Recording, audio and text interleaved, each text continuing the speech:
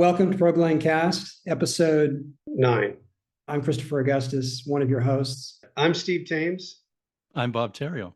Hello, Bob Therriault. Bob, why don't you tell us a little bit about you and how you got into J? I got into J because I've always had a little bit of curiosity about technical stuff. And the job I was doing was much more managerial and was much more involved with doing things with people. And you just need to balance things, I think, so that I was looking around for something that I could play with that was interesting. It resonated, I guess, is probably the easiest way to think about it. At that time, there was a student copy you could get for free. And I said, well, I'm learning it, so I'm a student, which is a terrible thing to admit. And then I think I ended up telling Eric Iverson about that, and he didn't mind. But there was ways to actually purchase a license and use it, but I wasn't using it in terms of making anything. I just wanted to play around with the language and stuff, and I did that for a number of years. I think it's probably polite for most ways to join a community is not to dive in and rabble rouse, but to sort of observe and see what the norms are, and then you can fit in a little easier, and you get a little bit more leverage when you actually do move in. Anyway, what I found with that community was an incredible number of very, very smart people. It was around 2002, which isn't exactly early days of the internet, but it was enough that you were just starting to get that connecting around the world to people that might be a bit like you. And I didn't have people like the J community in my day-to-day life. So that was really stimulating. It was really fun to listen to those conversations. Roger Hui was still on at that point, and he's a genius, he's brilliant. Ken Iverson was still on at that point. I actually had an email exchange with Ken Iverson, which was so cool because he passed away, I think probably within a few months after that. But it was just neat to be involved with people who were at that level of development.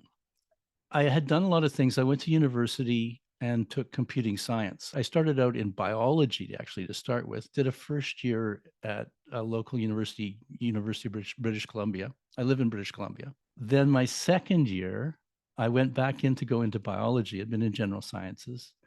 And I washed out. There was a lot of stuff happening emotionally in my life. I was young. I was in love. I fell out of love. I did all sorts of crazy things. And by midway through the fall, I just said, I can't do this anymore. I'm not into this. I have to do something else. And so my dad had a property on Bowen Island, which is just off the coast of Vancouver. And he was building a cabin on it. So I spent, I guess, 6 weeks. I went off in the middle of the fall and finished off the cabin, built the cabin. Just lived on. Wow. You just built a cabin. It's very Robinson Crusoe. Well, yeah, except that, Robinson was his dad. He finished the cabin.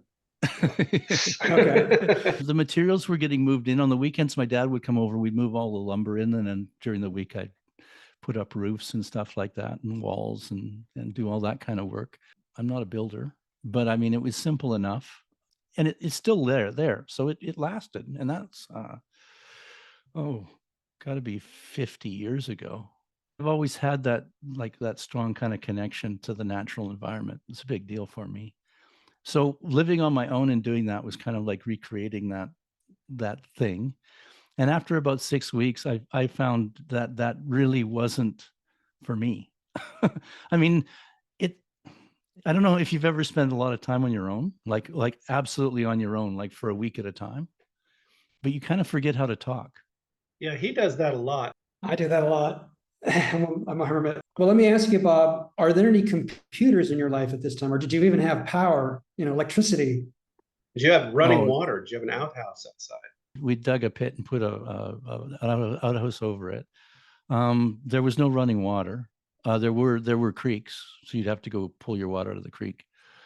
So it's surface water, which means you pretty much have to boil it even then. I didn't have snow while I was there, but the snow line came right down. It was very cold at times. And wood stoves, you got to get your wood and cut it up and put it in and keep it going overnight and, wake up with frost on your sleeping bag and all that kind of stuff. But kind of got more interested in what the way people work and the way people think, which is why I moved into psychology. And I went to Simon Fraser University, which was the other university in town, other than UBC. So I hammered it with psychology. I think I went for about a year and a half straight to catch up to what I'd missed.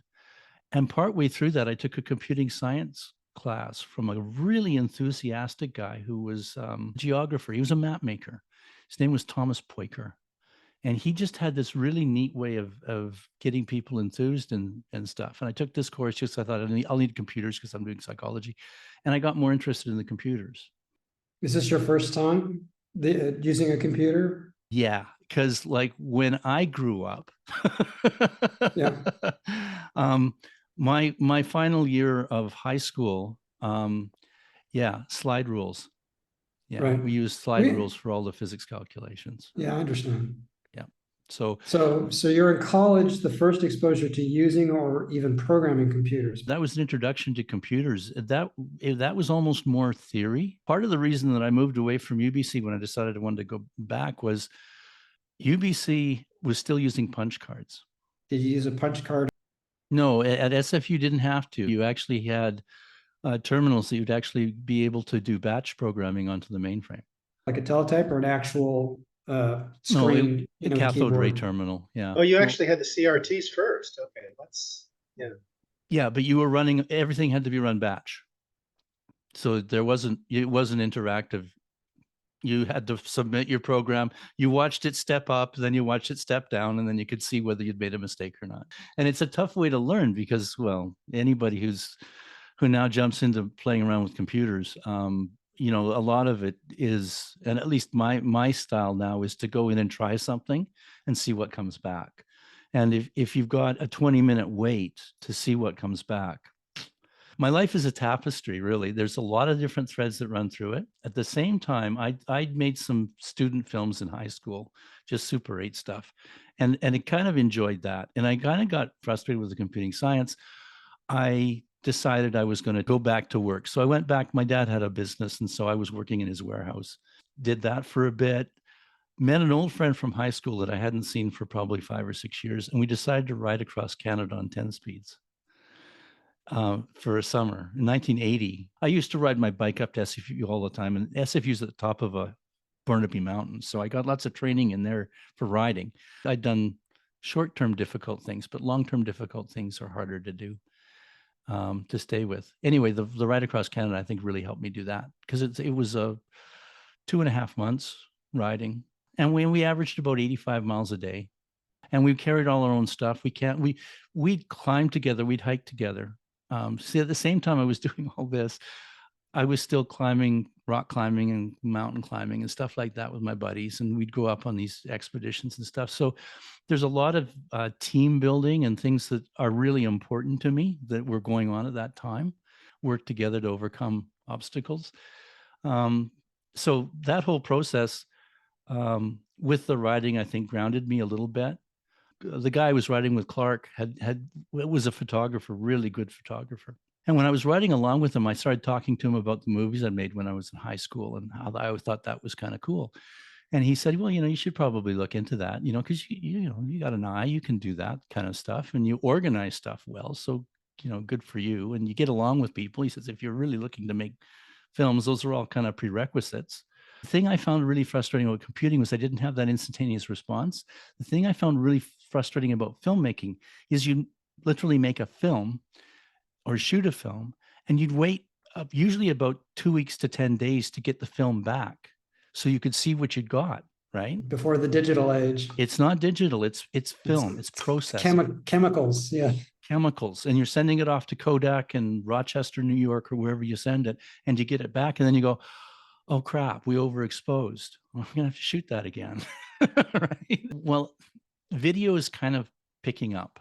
The video is actually starting to get to the point where I decided I might try video. Because you've got that feedback. Instant. Yeah. You shoot it, you see it, you roll it back, and you could see what you got. And that feedback is super important. But that's what got me into video. I decided I took a night school course at BCIT, British Columbia Institute of Technology, in making broadcast video. And it was good. It was all hands-on, and you did all sorts of stuff with it. You learned how to do countdowns, and you learned how to how to cue audio at the right time, and the fact that you've got usually 4 or 5 people in a control room all having to synchronize. It's a bit nerve-wracking. It's so easy to stop and start, and you never get anything done if you do that. It's really hard. But if you just go, okay, I'm ready, bang, go, then we go. My mom had actually been interviewed on a local cable station. She was involved with Consumers Association of Canada, peeved her that companies were taking advantage of consumers. So she got involved with that group. She said, you should go down. They have volunteers. You should go down and take a look at that. And I thought, well, if I really want to get into broadcast, I want to get paid for this. But I went down, and the night I went down was a live television election coverage where you bring in all the candidates and you do questions and answers, and it's all moderated. So it's all live. And the guy that was directing is a really intense individual. He ended up being my boss. And he's pointing at cameras and going, okay, ready, take two, 3, tilt up, pan right. Okay, pick them up. And I just went, holy crap, that is so cool. I've got to do this stuff. You don't know what's going to happen next, but you're in the moment and you're working with everybody else to produce something. It's an amazing rush, especially when you do it live. And I volunteered with them for 6 months. And at the end of 6 months, there was 2 of us, but everybody who worked at the station took the summer off. Now we get a chance for 2 months. We ran a television station. We're on channel 4. On channel 3 is the CBC. On channel 6 is CTV. Like, these are national broadcasters. We only show locally within the cable station. At the end of that summer, Dave got the full-time job, and I didn't get a full-time job. I was going to go on basically freelancing and picking up work as I could. And at that point, I thought, okay, well, now I've got this extra time in the fall. I was going to leave it open to be working. I'm not working. Don't really want to go back to a warehouse working for my dad. But what I'm going to do is I'll go take a math course, because why not?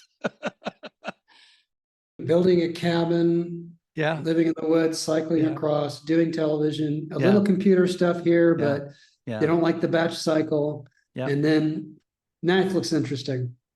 Yeah. So I took a discrete math course. I sort of worked a lot in physics in high school. I'd been okay at math, but I hadn't really liked math.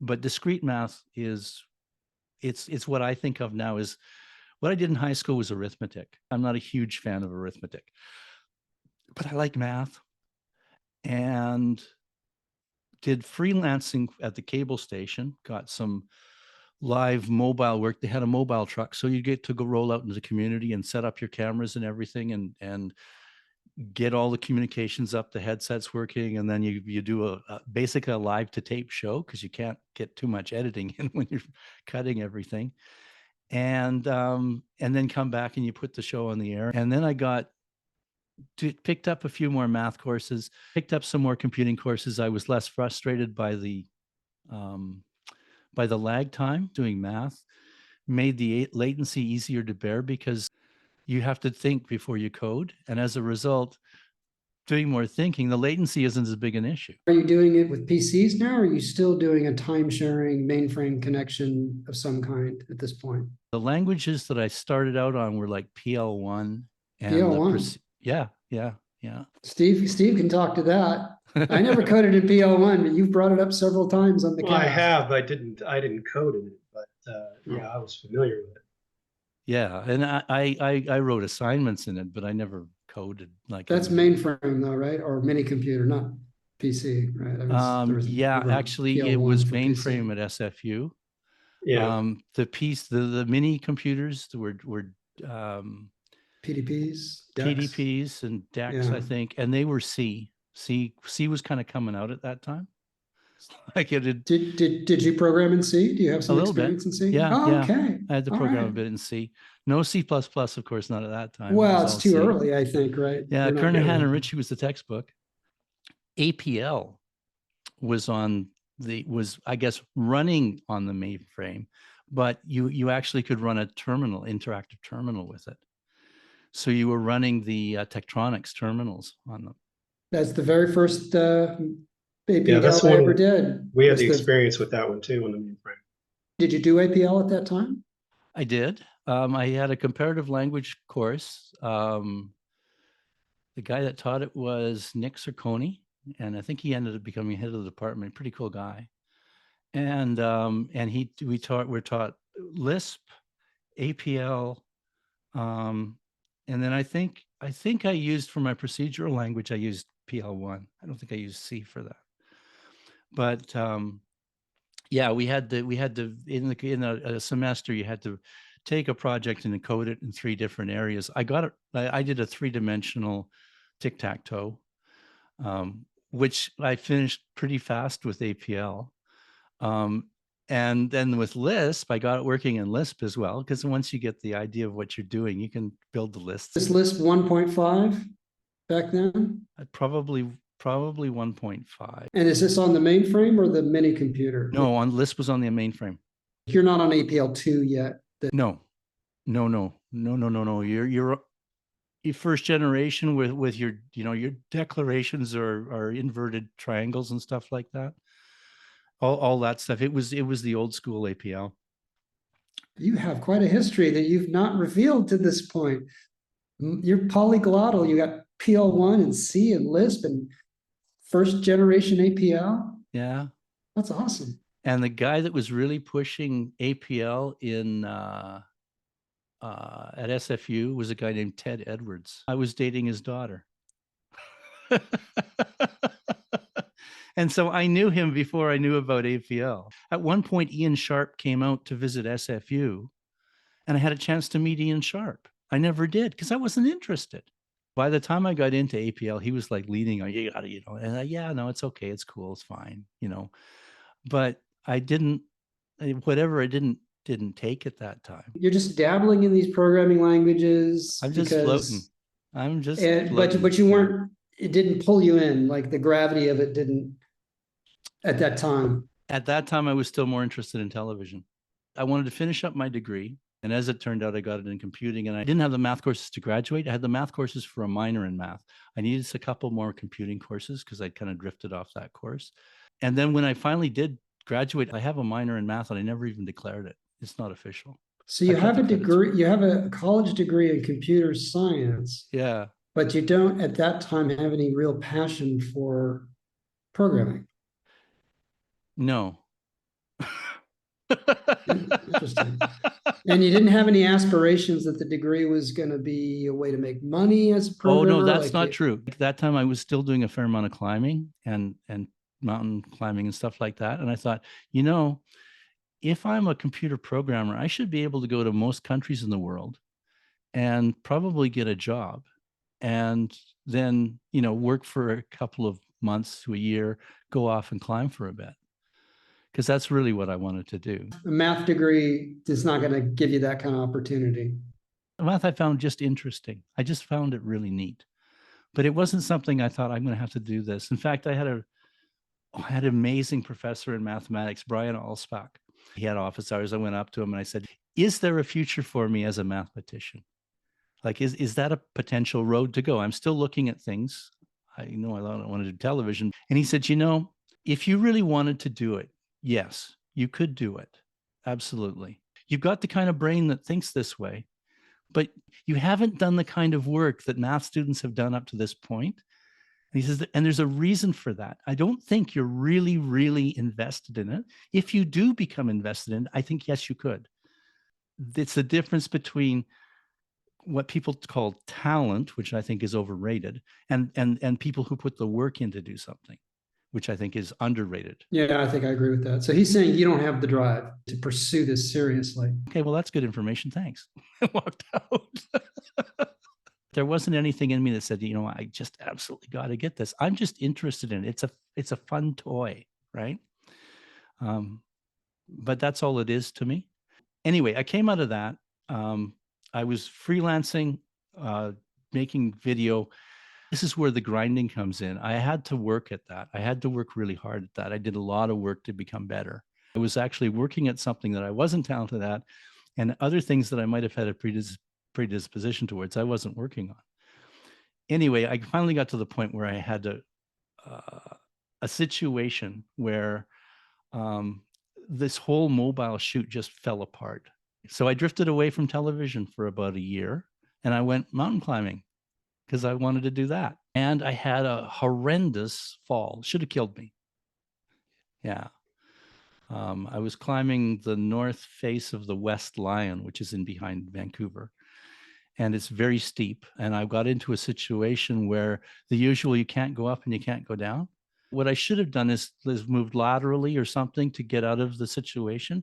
But instead I thought, no, I can beast mode my way over this. It was a bit of an overhang. I'll get beast over this. And I got up, and the last thing I remember was my thumb was cramping up. So I was kind of locked on this move, and I was getting ready to pull up, and my thumb cramped, and I had to uncramp. And then the next thing I remember is I'm sitting on the rock and I'm watching down, and Dave's climbing up towards me. And I'm not pulling the rope in. I'm not belaying. So I said, haul the rope in, and I start pulling the rope in and everything. And he gets up to me and he goes, whoa, that was quite a fall. I'm going, huh, yeah, pretty big fall, I guess, huh? And he goes, yeah, broke your helmet off your head. I went, I realized I don't have a helmet on. I went, huh, where'd it go? He goes, all the way down there. I go, oh. He says, you really don't remember it, do you? I said, I honestly do not remember it. The first thing I remember, you climbing up to me. You're not injured at this point? You're okay? You don't have a concussion or anything? I have a concussion. You Absolutely. Have a do? concussion. Okay, so you're just kind of blitzed. You don't really know what's going on, right? I played football with a guy named Dave Ezzy, windsurfer, Dave Ezzy. I'd had concussions playing football, so I knew what concussions were. So I know I've got to be careful about things, and I've got to watch out for certain things.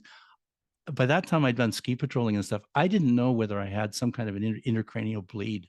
It was probably the worst concussion I've ever had. It lasted, I was affected for about 3 weeks, and some really interesting stuff. The visual part of my brain, at one day I was sitting there and I was just drawing like I love to draw. And I've always liked to sketch a bit, but this was different. This was like, my brain was just absolutely engaged with this. After about 2 weeks, I decided I was going to get back into shape for climbing again. I found I could only do like 4 push-ups, and then I'd have this shooting pain through my shoulder. I punched a hole in the back of my shoulder when I landed, so a big gouge in there. So I go up to the bathroom mirror, and I go, well, this is kind of weird. This moves. Huh. I'd broken my collarbone. The other concussion I had was skiing. You're an outdoorsy guy. Yeah, I was going to say. Yeah, no, I am. That honestly, that is me. I am. You got the snowshoes to prove it right behind you there. Yeah, that was before I started skiing. I had those snowshoes work. That's awesome. Green Mountain Bear paws. And then I started, my television career took off, and I started to work more. I ended up, Diane had moved back to Ontario after she graduated, and I moved back to Ontario and got a full-time job because there weren't full-time jobs in Vancouver at that time. It was a vocational move to get the computer science degree instead of the math degree, but it turned out you didn't end up leveraging it for a career of any kind, right? In the end, when I went to television, it did help for sure, because I had something that other people didn't have. I had an understanding of process and computers and troubleshooting and all that logic. What became more useful was all the leadership skills I developed. And it became clear that I could manage people and keep people working towards a common goal and keep people enthused, which I developed over the years as, climbing and stuff. That got me basically into the management area within television. So I was no longer making television shows as much, but I was making television programming communities. I was making enough television shows, but the really cool thing was this technology was taking off, and you were getting digital and those kind of things happening. Not so much digital editing, but the actual capture of images was becoming digital. and you were using chips instead of tubes in your cameras. They were becoming lighter.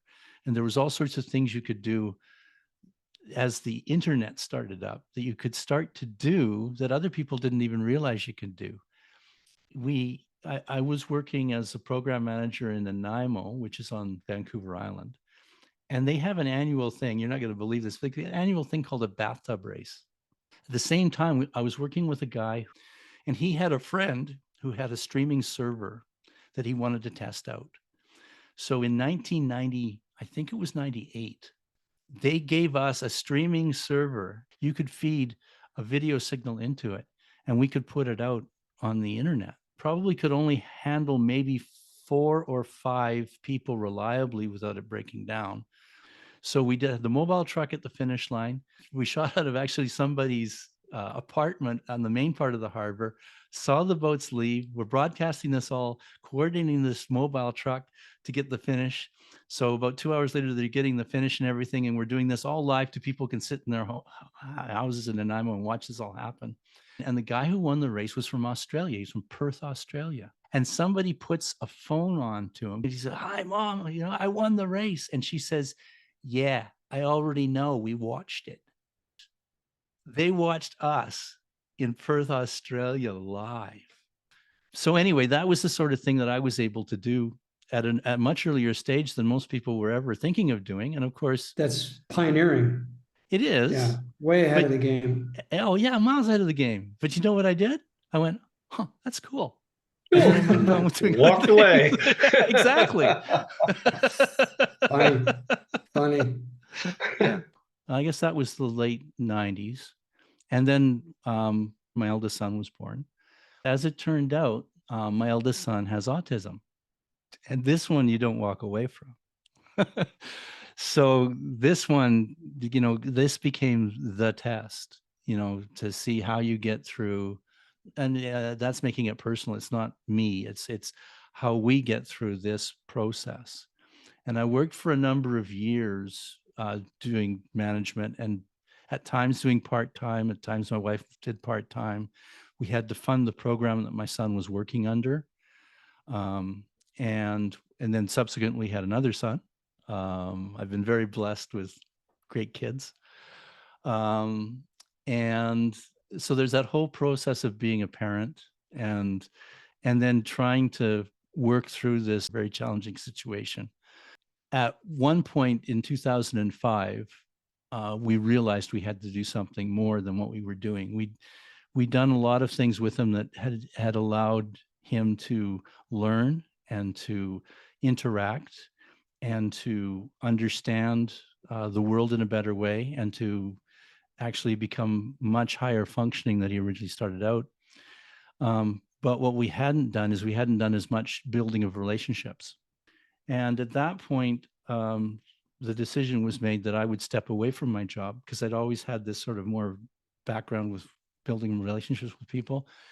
And my wife, who was working as a systems analyst at a pulp mill, would continue on with her work. And I smile because that lasted a year and then she lost her job. But by that time, I had stopped my job. I'd quit my career and I was working with Nick. And we were homeschooling and doing a lot of different things to build those relationships. And it was going well. The local university knew that I'd been training volunteers in television production. So they asked me if I could teach. And I said, well, that sounds interesting because it's sort of sporadic time schedules and I might be able to make both those things work without the responsibilities of managing people. And so they said, yeah, but it'd be really nice if you had a master's degree. I laughed at them. I said, you got to be kidding me. Somebody in television with a master's degree who's actually making television? That's just not happening. It's much more practical. And if you get a bachelor's degree, that's quite exceptional. Well, there is a master's degree being given online down at Royal Roads, which is a university that's come up. The master's was in learning, distance learning and technology. I thought, well, that's cool. I learn a lot more about education than I've known in the past. And also I'm the technical stuff, the distance learning stuff, I'm actually kind of into that. By this time, I think I'm 48 or 49 years old. I did my master's and thought that this is so cool. and then came up and taught a couple of online courses, but at the same time got involved with a group that was doing auditing of private career colleges. We'll bring you on as a subject matter expert because you've done TV. And we went into the first audit I ever did with this group was just as a subject matter expert. I wasn't leading a team or anything. And we walked into this hornet's nest, a terrible situation. The students had been misled and they were frustrated and they were angry. And on top of being misled, the school had decided to double down and really basically gaslight them. I've dealt with hostile audiences before. I've been in management positions where you have to go in front of the mayor and explain to a council why it needs to be done this way. I would never go in and lie because that was what somebody wanted me to do. And there were times when people wanted me to lie.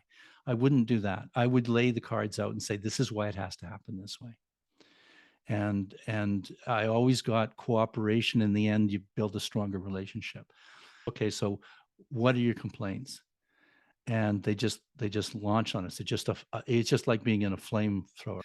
But I know from my experience is the last thing you do is put anything in the way of that anger. Just don't take it personal. Let it go right by you. Let's talk about the things that can be done to get you through this. What is it you want to see come out of this? After that, they said, you know what you should be doing is you should be leading these teams for about 4 years where I would be going in to nail schools, teaching how to paint nails, boat building schools, teaching how to make wooden boats, luthier, people who make guitars. It was just the most wonderful experience to be able to be dropped in. You have 3 days to make an assessment on this institution. Let's try to jump into your J experience, because I thought you said you started in 2002. So in 2002 is kind of when I started on it. And then by 2005, I was kind of into that community and thought, this is kind of cool stuff. But I had stepped back for family reasons. And you know, I'd been doing television for 25 years. I always thought APL was kind of cool and I wanted to go back and play with it a bit. And it is pretty mathy. So I sort of had that resonance with it. And when I went looking, all the APL compilers or interpreters or whatever that were very expensive. And I found J. It is more math oriented, I believe, even than APL, especially in terms of number theory or discrete math. You've got extended integers where you can, if you're having problems trying to figure out whether something you believe continues on into an exact rational number that might be 500 digits, you can do that in J. And it'll be precise. Fractional division and things that Yep. you just don't see it, because everyone else is like, just go to floating point. It's like, Yeah. well, no, that doesn't work for everything. That doesn't work if you're really trying to test something in math. It's not precise enough. And then so you found the community, Yeah. you got connected to them. And again, that word just seems to be such a big word for you, community. That's a big deal. Absolutely. What's different about this versus like any other programming language? People, the level of discourse, the respect, that the humility that everybody shows on the email listservs. Like I remember an exchange, I think it was between Dan Braun and Roger Hui. And at the end of it, I think Roger said, I didn't know that. Thank you.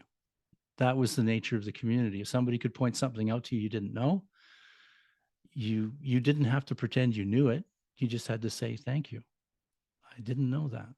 Did you find that kind of thing working in the listservs back there in the education community where people were more sharing information, or was there anything negative about it that you found? When I did my master's degree, because it's distance learning, one of the things I had to go in is to go in and moderate flame war going on a listserv that I had responsibility for. And how you shut that down is all about modeling and diffusing and letting people have energy at certain points, but then directing them at other points. A lot of my experience with that is Tai Chi, that you don't oppose force. You, at most, you would use force, and mostly you let force happen. You can radically change situations to the positive, because the energy is just energy. Well, I have a question regarding J. When you started getting into J, I'm curious how your experience developed with it in terms of, you probably started out with something small. What is the most ambitious model that you've tried to tackle using J? The most ambitious one that I've actually completed is my my jig application, which is basically what it takes is any noun, and it allows you to see the contents of the noun and the type and the shape and a number of other bits of information about it that normally you would have to do some type of an interrogation using verbs or adverbs to pull out. So that instead, what I do is create an SVG that you can hover over, and that information pops out at you. Wow. Okay, I haven't seen that. Have you seen that? He's got videos on his YouTube channel that he's been doing since 2010. Started some of the more recent ones, and I went back all the way to the beginning, started watching those. I think your jig ones are kind of in the middle. Took me a while to develop jig to the point where I could actually have people make use of it. I think it's 300 lines. It's really messy code, but it works. 300 lines is a lot for J. Yeah. It's not exclusively in the JQT environment, because I can do it in JHS or web-based as well now. But it's most of it is building SVG is what I'm doing there, because I'm just using the standard methods of pulling information out, shape and type and all those things. They're all available to everybody using specific verbs or adverbs. But I'm using those to then build an SVG representation. And the most challenging thing in that was trying to, and one of the benefits of it is Unicode. J doesn't work well with Unicode because the matrix you're dealing with is all based on the numbers of the ASCII that you've got in there. But when you go to Unicode, it's going to UTF-8. So its codes can be 4 digits long. And of course, that throws your array out, because now you've got this item that looks like 1 and it's 4. And then you've also got the different widths of Unicode, which throws it out as well.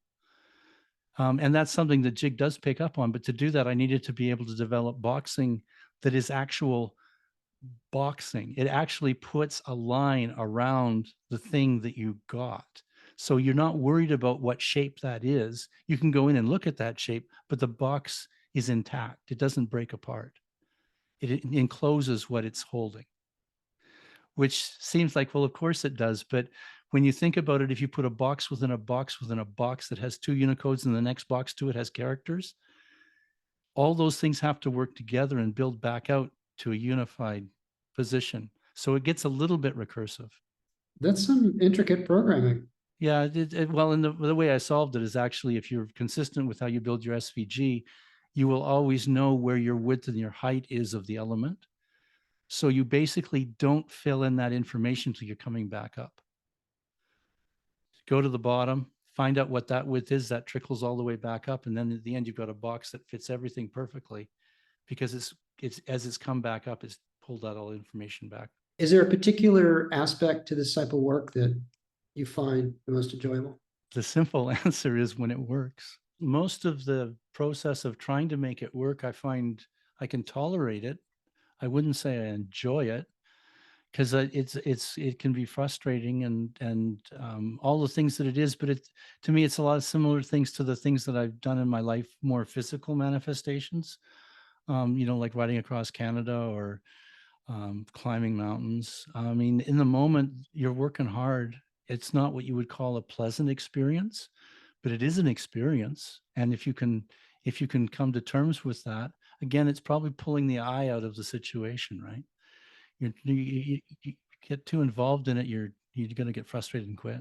That's interesting, because you get value mostly out of the end result, and that the process to getting there may be frustrating or even miserable to some degree. But the end result is what makes it worth it. From my point of view, on many things that I do, is I try to make sure I'm doing things where I enjoy the actual process. I mean, not everything, obviously. You're struggling trying to make some stupid API work, and it's not.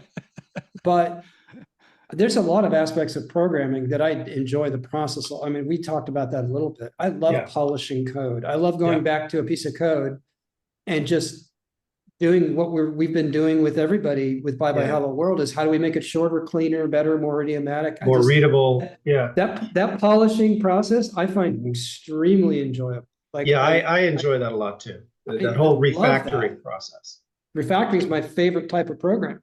You don't find joy in that so much at all? But it's problem solving. So, I mean, that must intrigue me because I do it. If you think about the things I do for recreation, they're not endorphin things. I don't get a rush climbing. I get a focus climbing. I get a central, that's the thing I liked about climbing is it centers me. It gives me an intensity and a focus that I can't get in the normal world. The focus itself is not something you would call an enjoyment. It's a good thing. It feels good to me. The enjoyment is the endorphin rush when you top out. Wow, bang, I did it. Didn't know whether I could. I did it. This is good. You have the focus while you're doing it, but you get the endorphin rush when it's finished in terms of writing the code in J. Parts of that were months long to do. So I'm not doing it for an endorphin rush. If it's going to take me months to hit that endorphin rush, I don't think that's why I'm doing it. You say months as if that's a long time in software development. I've been working on one bug on a mobile app, and I've been working on it for 4 months just to solve the bug. That's because I'm rewriting how everything's working because I have to port it. But okay, so in that process of solving that bug for the mobile device, you're not getting ongoing endorphin rushes doing that, are you? there's a reward to a plateau. There's a resting point. I'm like, okay, I've made it to this spot. I now have all those problems behind me. I still have these in front of me. And so if you take the overall thing as one problem, you only see it as the accomplishment, to your point, is only at the very end, then yeah, it's a drudgery. Take a trail, like a steep trail up to the top of the hill. I'm going to look at the various points and be like, okay, my first goal is that one. And once I get there, I'll figure out what the next goal is. And every goal hit is a satisfaction. So is there an endorphin rush? But I also like the steps. I like the climb. I like the feeling of each step. It's just like tick, tick, tick. It's what's frustrating when you run into a dead end or boulders are coming at you or something like that, where you regress, where you lose progress, or you feel like I just wasted time trying to do this and went in totally the wrong direction, and I got to throw all that away. And I think you might write that off as like, well, I learned something from that. Often I learn it's like, okay, I'm not gonna make that mistake again because that hurt. I do have those, but in climbing and moving my body smoothly and confidently over rock feels good. So I do get that. It's a very low level rush, but it's there, absolutely. And I think in the same way, and you pointed it out very well, and thank you for that. In the same way, programming, the fact that I'm engaged and I'm working on something, I do get that low level, but it's not what I would call an endorphin rush. It's engagement, right? You program only in J right now. Do you dabble in any other languages or any other tool sets or ecosystems, or you just stick to J? I'm getting moved over, like for instance, the SVG course, because that was what I did jig in. I'm doing more stuff now with the wiki, and it's starting to create things that I'm trying to do with CSS to make the pages a bit more responsive. If somebody came to you and said, okay, make the jig thing, but you got to write it in Java, or you got to write it in JavaScript or Python or one of the mainstream languages, I think I would be comfortable trying to create jig in pretty much any language given enough time and playing around with it. But the point with J is it allows me to prototype faster. So I wouldn't want to start something like that in another language. what if you could? What if there's an equivalent interactive programming environment that's not the same language, right? So APL has that model, BQN has that model, WeWi has that model. You work completely interactively. You're not editing a separate file. No, I am editing a separate file. That's right. J is more file oriented than APL. That's one of its distinguishing features. You want to speak to that? One of the things about APL, and they are actually moving, like Dialog, I think is actually moving towards text-based so that you can have scripts. I find that I would find it much harder not to be able to work that way if I couldn't work with scripts. Having a script means I've got a set amount of thought that I've put into something, and I can run my tests against that and then not have to type it in each time or not have to redefine everything. I can just, in fact, because it's a script, I can take a description of a verb, I'll just copy paste and pop it down lower on the line, and it's going to run through that. It's going to take the last description. I don't even lose the first one. It can be sitting there inert because it's written over when I do that. If I'm working in the actual terminal environment where I'm typing things and getting rapid responses, well, there's a couple things. I can't really use the control words, which are like the if-thens, the if-dos, the if-elses, the try-catches. Those don't work in the interactive environment. You have to build them into a script. And being able to copy, paste, and move things around and just try something, I just find quicker to do with a script. And I'll think, I want to try and do this. How would I do that? I should use cut for this. What if I didn't use cut? What if I used insert? And I can try all those things in the terminal. I'm just building ideas. And then I go back and implement them in a script and then run against the script to see if it worked out. Back to that question that you had for Bob was, if you were going to do it in another language, in a workspace environment or in a REPL environment, so that you can work interactively. And this is consistent with something you keep talking about, is as Christopher has come to the point where he doesn't want to work in anything that isn't interactive. He can't change while it's running, which is an interesting perspective. Yeah. You must be playing around with Smalltalk then, right? The first object-oriented programming language I ever learned was Smalltalk before C++. And that's the granddaddy of change it on the, like, build the plane in the air, right? It kind of is. Lisp as well, though. Lisp as well. I mean, the model of, NASA being able to reprogram a satellite by going out there, writing code and running it. And there's no compilers, there's no link step, there's no CI/CD process. And they can't get out there and they can't install new software. And there's no, that's kind of my fantastic idea, but enough about me. So you're doing J on your own. You're part of the community. Obviously, you've gotten very involved. You've got kind of a role there as far as building up the wiki, doing other things. And then you connect with Connor and you guys create a raycast. How does this all come about? It goes back to me having experience with TV and scratching an itch, right? I hadn't produced anything for a long time.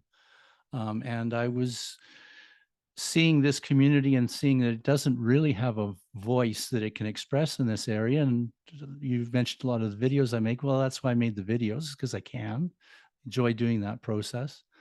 And so the outgrowth from that was, I thought for a long time that it probably deserved a podcast. It's a different way of thinking about programming. I heard Connor on his podcast going off in great enthusiasm about the array languages, as he does, as ADSP. It's a C++ podcast, and it has an array flavor because he keeps bringing array concepts into it and then forcing them on Bryce. So I heard Connor talking about that, and I thought I honestly, in my experience of making television shows and working with people from communities who would present on television shows, I have developed an eye for people that I know could do the job. And I listened to this guy, I said, he could do this. And so then I think I kind of, I told him, I kind of stalked him, because he talked about doing one of his code report explorations into J. He was going to rewrite J into C++. I've watched a little bit of that video. It's like 8 hours long. 8 hours, and that was the first day. And then you think I do long videos, man? He goes on. I kind of lurked, and then I made a couple of suggestions. He was doing these crazy. I'm going to get rid of this, and I'm thinking, you don't know how much time, and the people who went in and put those things in place. You know what it is? Those sand mandalas that the Buddhist monks make? They're just incredibly intricate. And then at the end of it, they take a broom and they just sweep the whole thing. Because of course, it's ephemeral. What you do. That's the essence of something being ephemeral. Yeah. I was watching him do this with the J code, and I'm just thinking, holy crap! If Henry ever sees this, and before that, Roger's C code, right?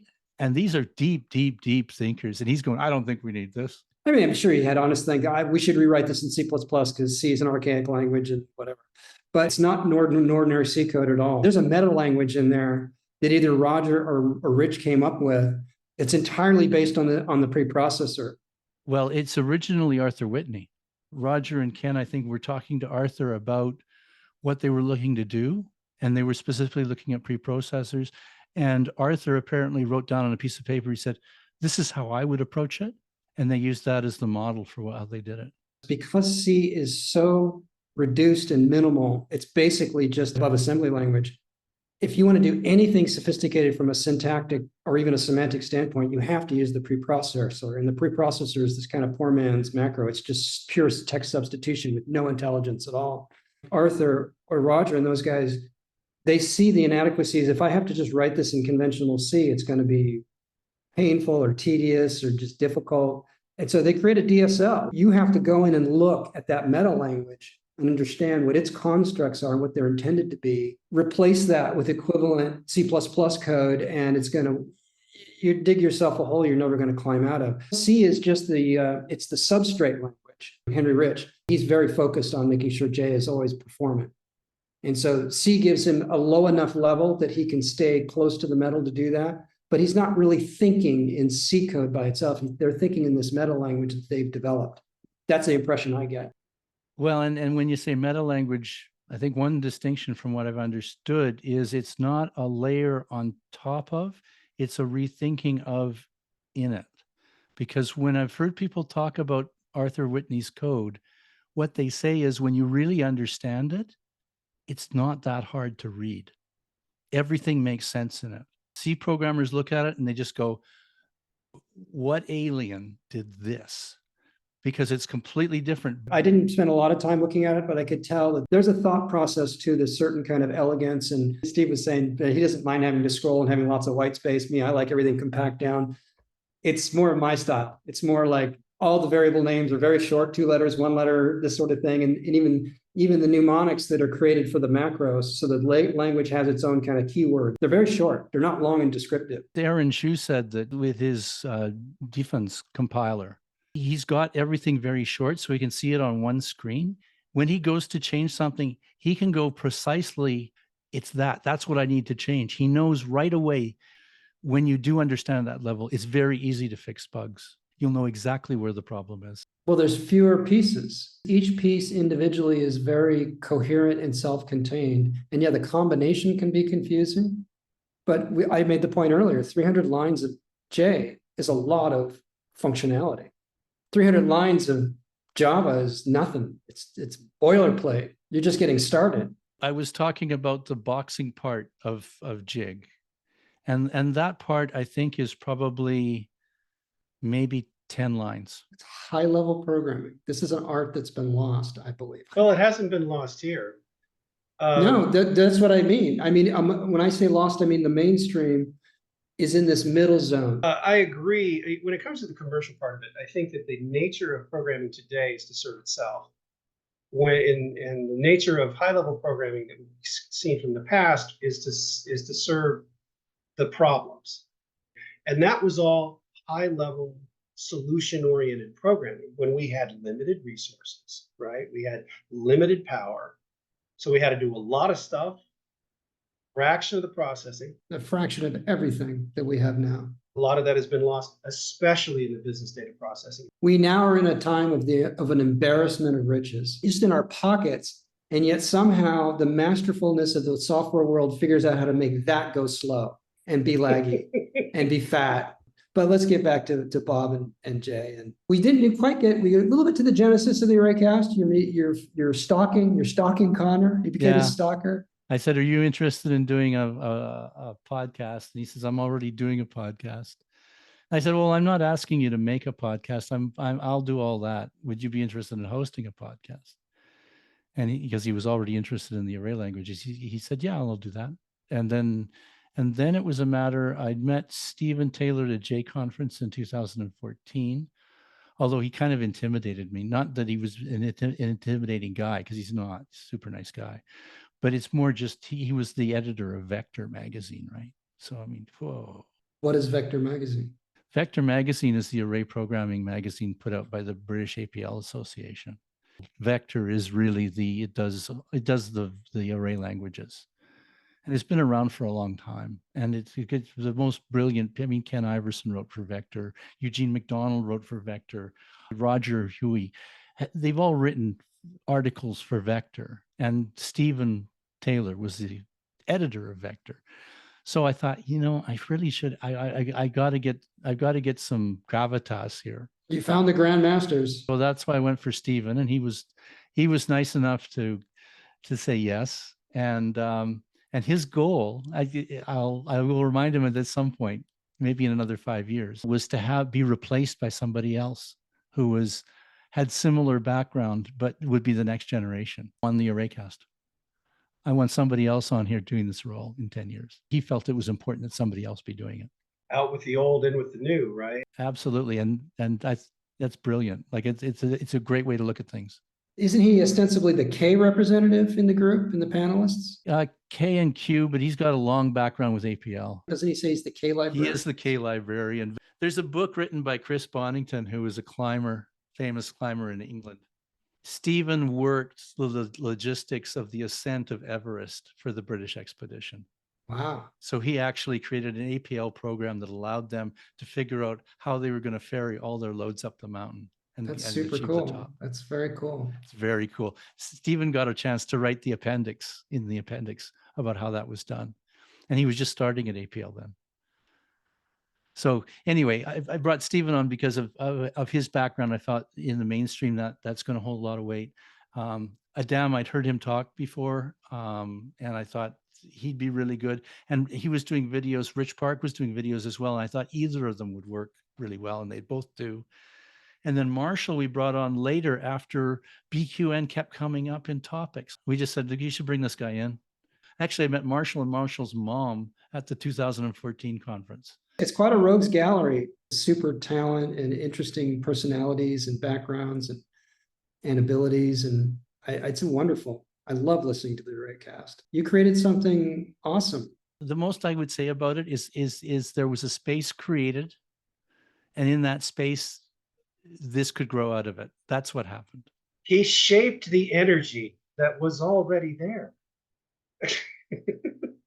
I think you're right, Steve. I think it is something that on an ongoing basis we shape, but we all shape it. How many days would you say it takes you take on an episode editing? I do my rough cut in about 6 hours. I'm enjoying the Arraycast. To be quite honest, the wiki is wearing a bit thin on me, but I think it's important for the community.